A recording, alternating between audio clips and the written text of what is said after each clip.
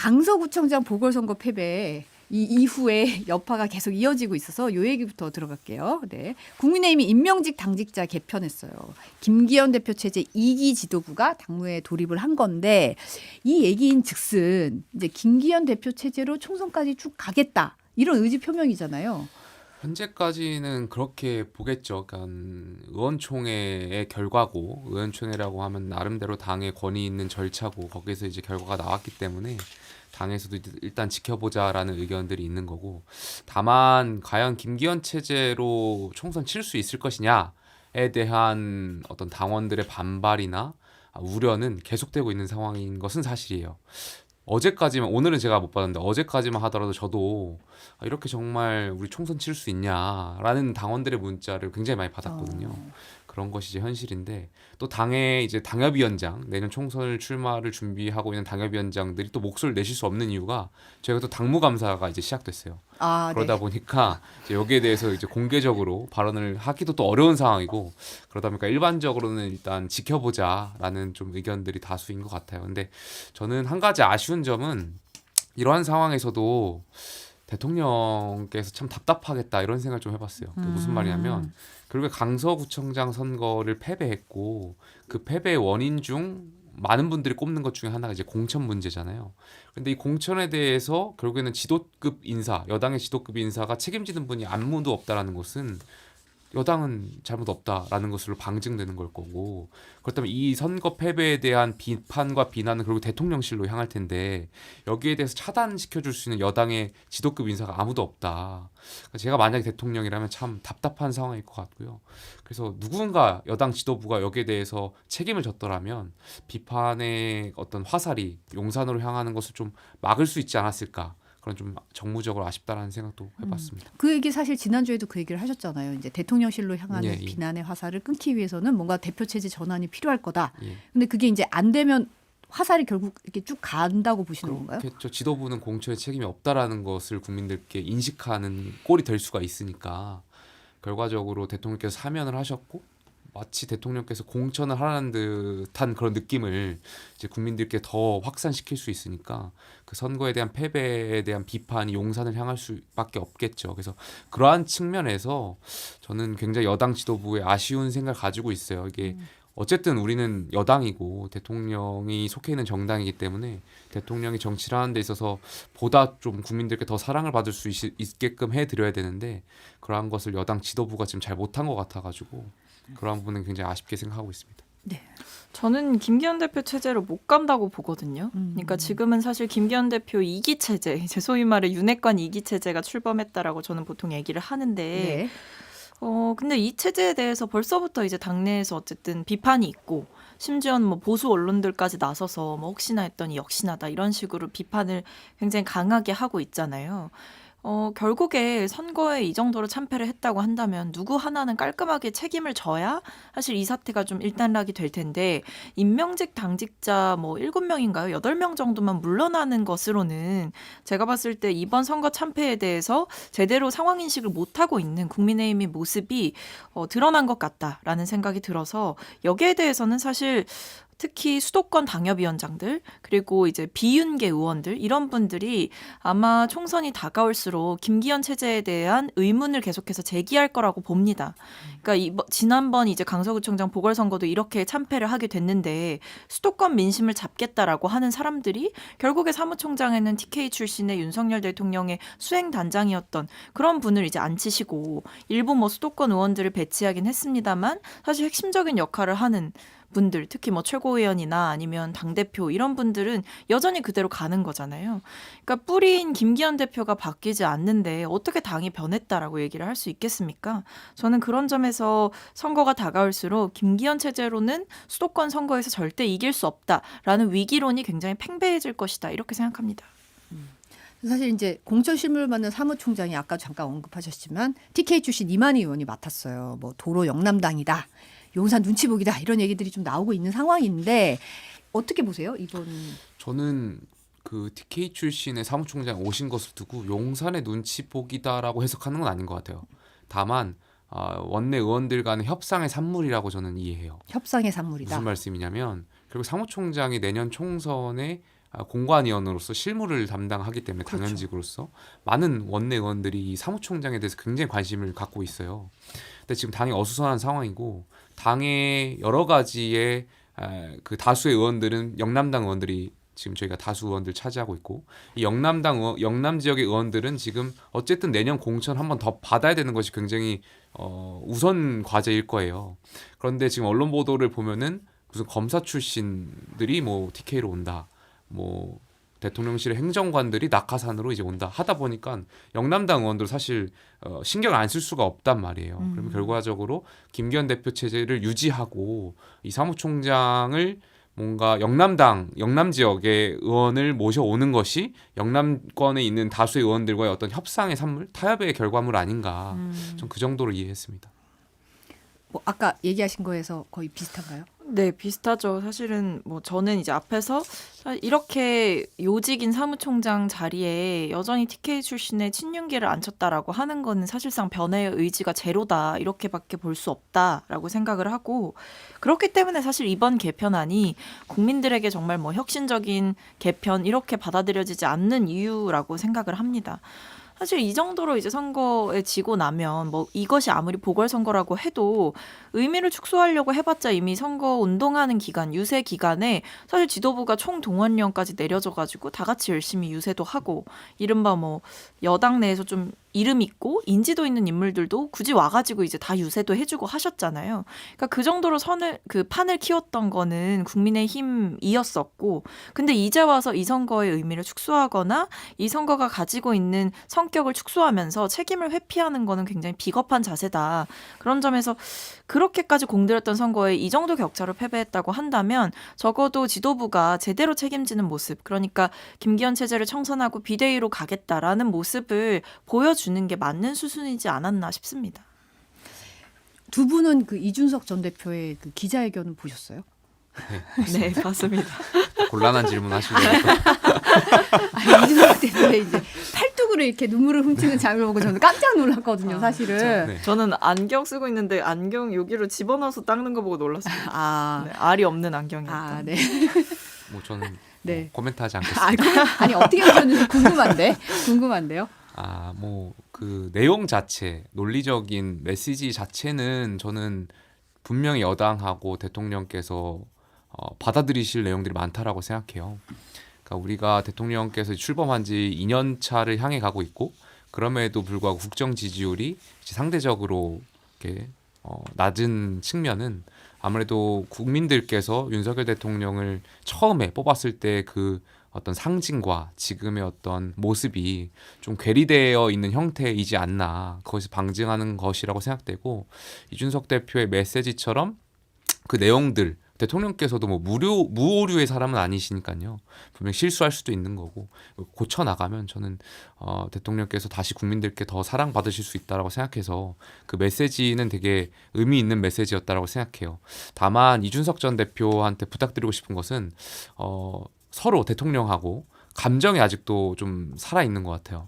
그러니까 두 분이 뭐 감정이 좋지 않았다라는 것, 사감이 있다라는 것은 후보 시절 때부터 워낙 많은 언론에서 다뤄서 알고 있고 많은 국민들께서 알고 계실 텐데 그 메시지 자체에 너무 감정을 녹일 필요는 없다라고 저는 생각하고 있고, 결과적으로 우리가 중요한 것은 내년 총선에서 이겨야 되는 거잖아요.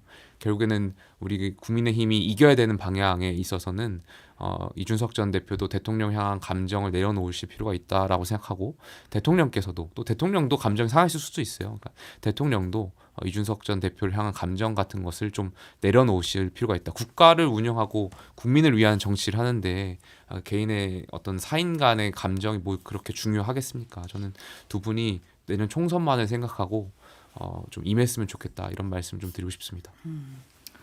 저는 이준석 전 대표가 이 기자회견을 한 거는 이제 본인의 정치적인 존재감을 더 키우기 위한 그런 일종의 정치적인 계산이 들어간 기자회견이었다라고 보거든요. 네. 그러니까 물론 이제 메시지는 제가 봤을 때에도 굉장히 합리적이고 타당한 얘기들이 많았습니다. 그래서 오죽하면 이제 그런 말이 나오잖아요. 이준석 전 대표에 대해서 싫어하는 분들도 근데 이준석만큼 말하는 사람이 있냐 그러면 저 내용으로 여당 안에서 대통령을 향해서 김기현 대표를 향해서 저 정도의 내용 합리적인 쓴소리를 하는 사람이 있냐 그렇게 묻는 분들도 꽤 있더라고요. 저는 그런 걸 보면서 이준석 전 대표가 약간 물 만난 고기처럼 지금 이 사실 여당에 굉장히 안 좋은 형국 그럼에도 불구하고 어리석은 결정을 하고 있는 이 김기현 지도부나 뭐 윤석열 대통령의 모습을 굉장히 정확하게 꼬집으면서 어떻게 보면 보수 진영 내에서 본인의 존재감을 키우고 본인의 역할론을 키우기 위한 정치적인 승부수가 아니었나 싶습니다. 사실 이것을 SNS에 쓸 수도 있고 그냥 평소에 하던 것처럼 방송에 나가서 얘기할 수도 있는데 굳이 이렇게 기자회견을 하고 뭐 최상병 얘기를 하다가 이제 뭐 눈물을 훔치긴 했습니다만 어쨌든 눈물이라는 굉장히 임팩트 있는 그런 모습까지 보여줬던 데에는 저는 어느 정도 계산이 있었던 거라고 봐요. 그러니까 이분이 사실 지금의 형국을 본인에게 굉장히 유리하게 그리고 어떻게 보면 정치권 내에서 사실 이준석 대표가 대표 자리에서 물러나고 난 뒤에는 뭐 언론에 출연하는 횟수도 많이 적어지고 또는 이준석 대표의 발언이 다뤄지는 횟수도 적어지고 이랬었는데 사실 일종의 이선 후퇴를 하다가 이제 다시 저는 한 번 더 무대에 올라왔다 이렇게 보여지더라고요. 그래서 기지개를 핀 지는 좀 오래된 것 같고 이제 본격적으로 좀 날아보겠다 이런 일종의 신호탄이지 않나 싶습니다. 전 이준석 전 대표가 이제 김기현 체제 2주 본다 이런 말을 했어요. 그러면서 이제 저주가 아니다 일기예보다 이러면서 이제 덧붙이긴 했는데 얼마나 싫을까요? 김기현 대표는 이준석 전 대표가 얼마나 싫을까요? 일기예보다 일기예보 한다고 비 오진 않지 않냐 이러면서 2주 본다 이런 얘기 하셨는데 그리고 유승민 전 의원도 뭐 결이 비슷한 얘기를 하고 사실 다른 얘기들이 많이 나오고 있어요. 두 분은 어느 정도 건강하시는지 좀 궁금하긴 하거든요. 뭐 제 의견이 아니라 아까 초반에도 말씀드렸지만 많은 당원분들이 이렇게 생각을 하시면서 우려의 문자를 보내주고 계신 것은 현실이에요. 네. 그리고 이준석 전 대표가 아마 2주라고 말했던 것은 제 경험상 제가 추측해 보자면 과거에 그 권성동 직무대행 체제를 생각했던 거 아닌가 싶어요. 그때 이제 이준석 대표가 윤리위 징계를 받고 권성동 직무대행 체제 그때도 비슷한 상황이었거든요. 의원총회에서 추인을 받고 최고위에서 직무대행 체제 가자 이렇게 했었는데 한 2주인가 3주 정도 가다가 결국 갑자기 최고위원들이 줄사퇴를 이어지면서 직무대행 체제가 와해됐었거든요. 그 과정의 기류가 과연 좀 읽는 것이 중요한 것 같은데 그 과정에서 아무래도 저희 현실 정치 메커니즘상 저희는 여당이고 그러면 용산의 의중도 굉장히 중요할 것이고 과연 이 인선이나 이 체제로 과연 내년 총선 치를 수 있겠냐 거기에 대한 대통령의 판단도 분명히 한 2, 3주 정도 안에 저는 있을 거라고 생각되고요. 아마 그 전체적인 것을 좀 녹여가지고 아마 2주 정도 걸릴 2주 정도를 좀 예상한 것 같은데 어쨌든 지금 우려되는 상황은 다수의 많은 당원분들이 생각하고 있는 것은 사실입니다. 저는 일단 이 김기현 체제가 당내에서 비판을 받는 가장 큰 이유 중에 하나는 수직적인 당정 관계, 그러니까 용산과 당의 관계를 약간 상명하복식으로 가져가고 있는 예스맨이기 때문이라고 생각을 합니다. 그렇기 때문에 당대표가 바뀌지 않는다면 이런 수직적인 관계, 그러니까 대통령이 하라면 하는 그런 관계가 계속 유지될 가능성이 큰 거죠. 그래서 그 다음에 이제 앞으로 뭐가 남아있냐? 총선이 남아있죠. 그런데 그 전에 뭐가 있냐면 공천이 있습니다. 지금 용산 대통령실에서 거의 뭐 40명 또는 뭐 그보다 더 많을 수도 있는데 그 정도 되는 인물들이 그 정도 되는 인원들이 출마를 하겠다. 그래서 용산에서 다 나올 채비를 하고 있는 거 아니겠습니까? 그럼 이분들이 어떤 지역구에 가냐도 현직을 맡고 있는 뭐 당협위원장들이나 의원들 입장에서는 굉장히 불안할 수 있다. 이런 생각이 드는 거죠. 그러니까 용산에서 내려꽂는 사람들도 분명히 있을 텐데 또는 윤석열 대통령과 가깝다는 이유로 또는 검찰 출신이라는 이유로 뭔가 공천이 비합리적으로 이루어지게 되는 과정들이 없을 수는 없을 거라고 보거든요. 있을 거라고 보는데 이 과정에서 김기현 대표가 과연 윤석열 대통령에게 이렇게 하면 안 된다 또는 이 인물들은 내가 받아들일 수 없다라고 칼같이 자를 수 있느냐 소위 말해 교통정리를 할 만한 역량이 있느냐라고 봤을 때 지금까지 이어져 온 뭐 이념 전쟁에 대해서 당이 취했던 스탠스라던가 이런 것들을 보면 되게 모호했단 말이에요. 그러니까 못 자라도 못 자라는 거죠. 그럼 앞으로 다가올 총선에서 그런 사람들의 이제 뭐 수도권 당협위원장들이나 본인의 자리를 위협받는 사람들의 원성이 더 커질 거고 이 체제로 과연 갔을 때 내가 공천을 받을 수 있을까 이런 계산을 하는 분들도 분명 있을 거기 때문에 김기현 체제가 흔들리는 건 사실 시간 문제 아닌가 싶습니다. 유승민 전 의원이 조중동 같은 보수 언론도 비판하고 있다. 윤석열 정권의 레임덕이 시작된 상황이라고 평가를 했고 이준석 전 대표는 이번 주부터 윤석열 대통령의 지지율이 20%가 나오는 조사들이 많을 것이라는 예측을 일기예보를 내놨어요. 근데 사실은 이제 이 부분은 여론조사 전문가조차도 이제 선거 결과가 반영돼서 여론조사가 나오면 이런 식으로 박수권이 무너질 수 있다라는 그 예측을 하긴 했거든요. 두 분은 어떻게 생각하세요? 뭐 지금 객관적인 데이터들 자체가 분명히 대통령하고 여당에 좋지 않은 상황은 분명하죠. 그런데 현실 정치상 집권 초반에 전 레임덕이라고 생각하진 않아요.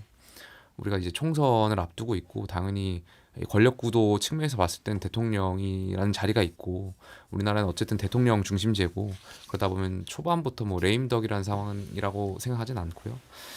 다만 저는 늘 원칙주의자로 남고 싶은데 저희가 헌법 원칙적으로 봤을 때 결과적으로 이 순간엔 전 대통령한테 힘을 실어줄 수밖에 없는 상황이라고 생각해요. 그러니까 이준석 전 대표나 유승민 전 대표나 이렇게 굉장히 강한 발언 마침 언론에서는 신당 창당할 것처럼 이야기하는데 그 신당 창당을 염두에 두고 해서 발언한 것이 아니라 결과적으로는 대통령께서 바뀌시길 바라는 마음에서 굉장히 센 발언들을 하시는 거지. 전 이것이 뭐 본인들의 개인의 정치적인 것을 물론 이제 뭐 그럴 수도 있겠지만 그거는 부차적인 것이고 그게 주 목적은 아니라고 생각돼서 저는 어쨌든 내년 총선에서 대통령을 중심으로 대통령이 국민들께 더 사랑을 받을 수 있도록 저희가 당이 대통령께 더 건강한 목소리를 내야 된다.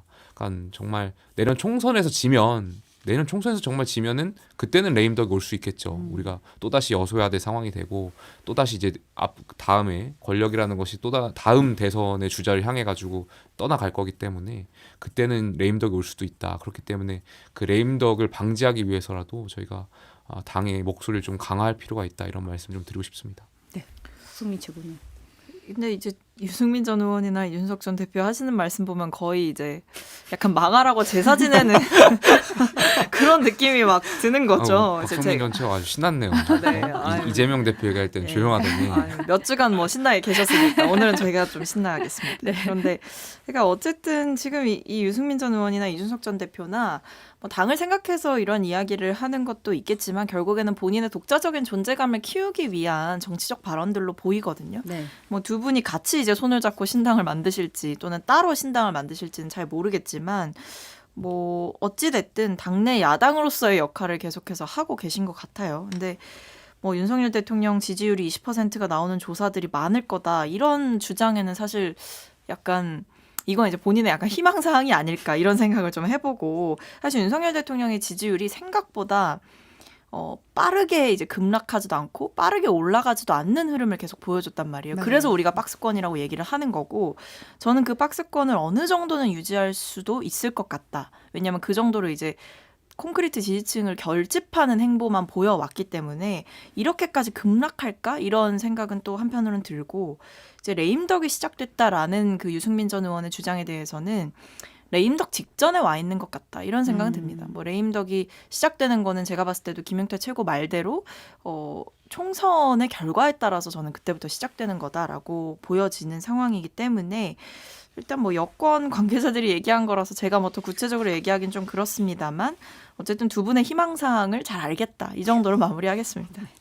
지금 국민의힘이 다음 주에 혁신이 출범시킬 거라고 했어요. 근데 김용태 최고가 이때까지 이제 민주당 혁신위에 대해서 상당히 비판적이셨잖아요. 어떻게 될 거라고 보세요? 아니 민주당 혁신뿐만이 아니라 생각나는 성공한 혁신이 있으세요? 저는 사실 네.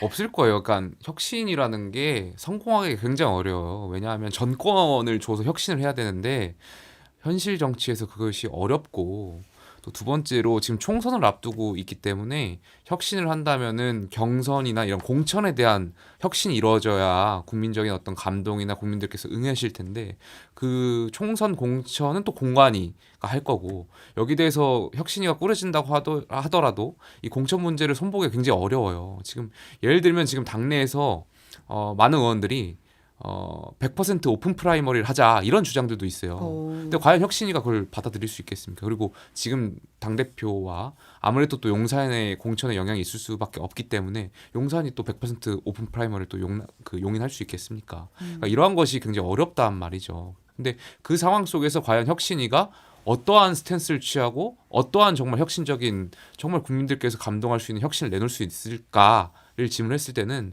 저는 어렵다라고 생각해요. 그렇기 때문에 글쎄요, 혁신위가 뭐 그렇게 큰 기대는 없을 것 같습니다.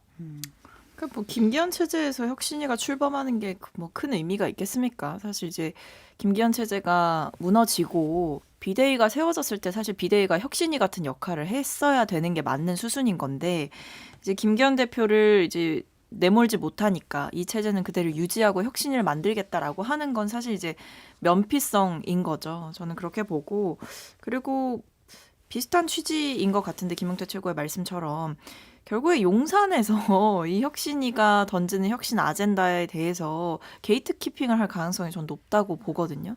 혁신위가 굉장히 과감한 안을 내놓으려고 해도 거기에 대해서 뭐 친윤 의원들이라든지 친윤 당직자들이 혁신위의 안이 뭐 발표되기 전이든 후든 거기에 대해서 굉장히 강하게 막거나 대통령의 뭐 뜻을 약간 구해서 막게 되는 경우 대통령의 뜻에 반하는 이야기는 할 수 없는 대통령이 강조하신 것처럼 굉장히 차분한 변화, 차분한 혁신 이렇게 될 가능성이 높기 때문에 혁신위가 지금 상황에서 출범하는 거는 그렇게 큰 의미가 없죠. 김기현 체제가 유지되는 상태에서 출범하는 혁신위는 김기현 대표 물러나라라는 그 목소리를 잠재우기 위한 일종의 방패막이다 이렇게 봅니다. 이제 민주당 이야기로 좀 넘어가 보겠습니다. 네. 검찰이 더불어민주당 이재명 대표를 이제 위중교사죄로 불구속 기소했고, 뭐 이게 사실은 뭐 공직선거법, 대장동 위례신도시 특혜 의혹, 백현동 개발 특혜 의혹에 의해서 네 번째 기소예요. 그러니까 검찰이 이른바 이제 쪼개기 기소 아니냐 이런 비판이 좀 나오고 있는 상황인데 박성민 대표는 최고는 어떻게 보세요? 그러니까 이런 거를 보면서 이제 검찰이 되게 인디언 기우제식 수사를 계속 하고 있고, 그러니까 비가 내릴 때까지 계속 제사를 지내는 거 있잖아요. 제가 봤을 때는 그냥 이재명 대표가 구속될 때까지 그냥 본인들이 원하는 방식대로 뭔가 이 상황을 타개하기 위한 일종의 타개책으로 지금 불구속 기소를 한 것으로 보이는데. 이해가 안 되는 지점이 이런 거죠. 이제 위증교사죄로 이제 분리기소를 했단 말이에요. 근데 이게 이번에 구속영장 청구하면서 그 같이 넣었잖아요. 그 구속영장 청구서에 같이 넣었던 혐의인 건데 이거를 또 왜 분리기소를 했냐라고 보니까 뭐 백현동이나 대장동 사건 과는 직접적인 관계가 없기 때문에 따로 기소를 한 거다 이렇게 얘기를 했다고 하더라고요. 네. 근데 그런 구속영장에는 왜 그걸 다 한데 모아가지고 이 사실 직접적 관계가 없는 사안이라고 하면서 이 사안까지 다 넣어서 이재명 대표의 구속 필요성을 막 주장을 했단 말이에요. 그러니까 그런 게 이제 검찰이 가지고 있는 모순적인 태도라고 생각을 하는 거고 이러니까 검찰이 정치적으로 수사를 하고 있고 정치적으로 기소하고 있다. 검찰권이 남용되고 있다. 이런 얘기가 나오는 거라고 생각합니다.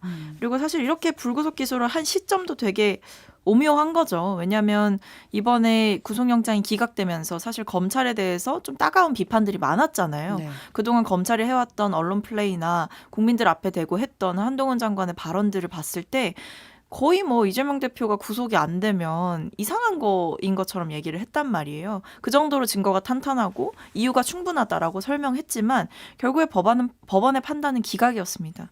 거기에 대해서 본인들이 해왔던 발언에 대해 책임질 줄 알아야 되는 것이지 추가로 보강 수사하겠다, 추가로 분리기소하겠다, 또 뭐 관련자들 또 뭐 구속 연장하겠다 이렇게 하는 거 자체가 검찰이 되게 궁지에 몰렸구나 이런 생각이 들게 하는 거죠.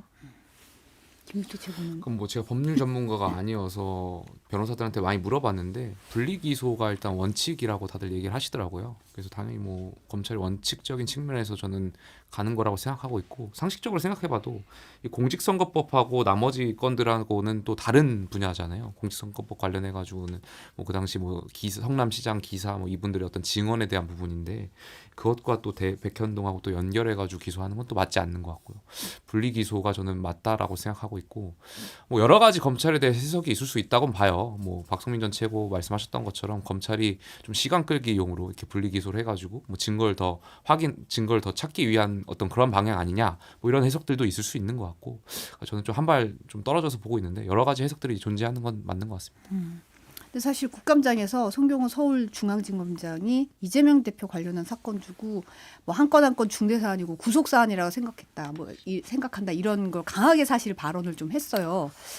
발언 혹시 보셨나요? 네, 전 영상도 봤고 뭐 구속 사안이라 생각한다뿐만 아니라 이제 법원의 판단에 대한 논리적 완결성을 막 지적하는 발언들도 하시더라고요. 그런 견해도 있다. 법원의 판결에 대해서 뭐 그런 얘기도 하시고 뭐 근데 그 검찰이 생각했던 구속 필요성에 대한 부분에서 검찰의 판단이 잘못된 것이 증명되지 않았냐라고 했더니 증명되지 않았습니다. 뭐 이렇게 말씀도 하시더라고요.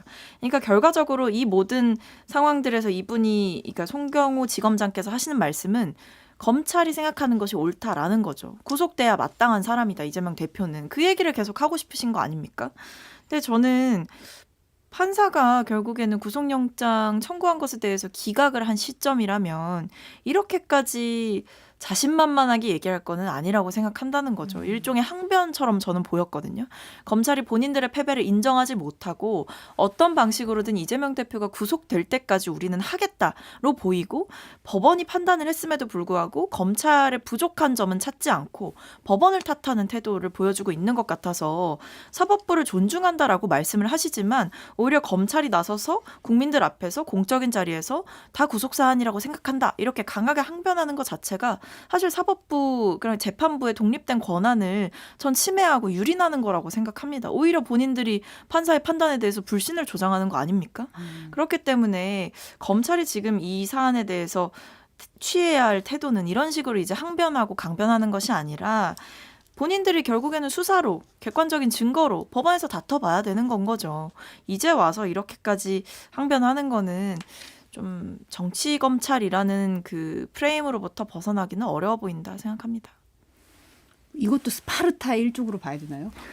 뭐 저는 그것보다 어제 국감장을 보는데 뭐 투덜이 스머프 아니냐 뭐 이런 발언들도 야당 위원들 말씀하시는 거 보고 국정감사장이 저 질의하시는 의원님들이 약간 국민을 대표한 국회의원으로서 질의하는 것보다는 이재명 대표의 변호사로서 질의하는 것 같은 느낌? 그러니까 물론 이제 답변하는 그 송경호 지검장의 태도도 저는 사실 마음에 들지 않았고 그 질의하는 야당의 법사위원들도 뭔가 변호사처럼 질문하는 것 자체가 저는 국감이라는 그 목적과 의미에 퇴색됐다라고 생각해가지고 좀 아쉬운 생각들이 많았어요. 그래서 이러한 것 자체가 뭐 그러니까 여야가 아니죠. 야당과 정부 기관의 뭔가 어떤 쟁점을 두고 계속 싸우려고 파이팅하는 모습들을 보여가지고 야당 위원들은 야당의 극성 지지층들한테 어떤 인지시키려고 하는 그런 또 효과를 또 일으키려고 하는 것 아닌가 그런 또 생각도 해봤습니다. 사실은 이제 재판 출석이 계속 이어지고 있어서 이제 이재명 대표가 어쨌든 당무에 복귀를 할 텐데 이제 당무에서 좀 차질을 빚지 않을까 봐 이런 우려도 있더라고요. 그때 뭐 그런 우려가 있기는 하지만 또 그렇다고 재판을 당무를 이유로 또 불출석하게 되면 거기에 따른 여론의 역풍도 만만치 않겠죠. 그래서 제가 봤을 때에는 재판이라는 것이 뭐 급작스럽게 잡히는 게 아니라 상호간에 뭐 조율도 하고 가능하다면 또 한편으로는 미리 이제 사전에 예고가 되고 이번에 보니까 재판부에서 이제 이재명 대표 측에게 우리가 몇 시간 정도 재판을 진행을 할 거다 이런 얘기까지도 하시는 것 같더라고요. 그래서 반드시 출석해라 이렇게 의무를 부과하시는 것 같던데 그런 면에서 이제 충분히 그런 미리 짜여진 일정이 있기 때문에 그것들을 다 고려해서 저는 당무에도 차질이 없게끔 뭔가 조치들을 다 하고 출석을 하시지 않을까라는 생각이 들었습니다. 그래서 뭐 출석을 안 할 수는 없고 당연히 해야 되는 거니까 성실하게 출석하셔서 본인의 입장을 법원에서 밝히시는 것도 중요하겠죠. 뭐 민주당 당원분들이 착하신 건지 잘 모르겠는데 아니 당대표가 이렇게 일주일에 2번 앞으로 이제 한 3번씩 가실 것 같은데 당무를 잘 못하는데도 이렇게 지켜봐주고 계신 것 같아가지고 민주당 당원분들이 굉장히 그 인간적이시구나 이런 생각도 좀 해봤고요. 글쎄요 저는 그러니까 민주당이 갖고 있는 이미지, 과거에 뭐 김대중, 노무현 대통령, 전 대통령이 가지고 계셨던 민주당의 가치들을 이재명 대표가 이제 재판을 하면서 다 깎아 먹고 계신 것 같은데 그것이 결국엔 중도층에 저는 좋지 않은 영향을 미칠 거라고 생각하는데 이것을 민주당 의원들이 그냥 지켜만 보고 있는 것도 저는 좀 사실 이해가 되지 않아요. 글쎄 뭐 내년 총선을 뭐 저희 당도 지금 굉장히 걱정이 많지만 민주당도 과연 이재명 대표 체제로 총선 칠 수 있을 것이냐 여기에 대한 질문은 아마 연말까지 계속되지 않을까 생각됩니다. 네, 오늘 말씀 여기까지 듣겠습니다. 박성민, 김용태 전 최고위원 오늘도 함께해 주셔서 감사합니다. 감사합니다.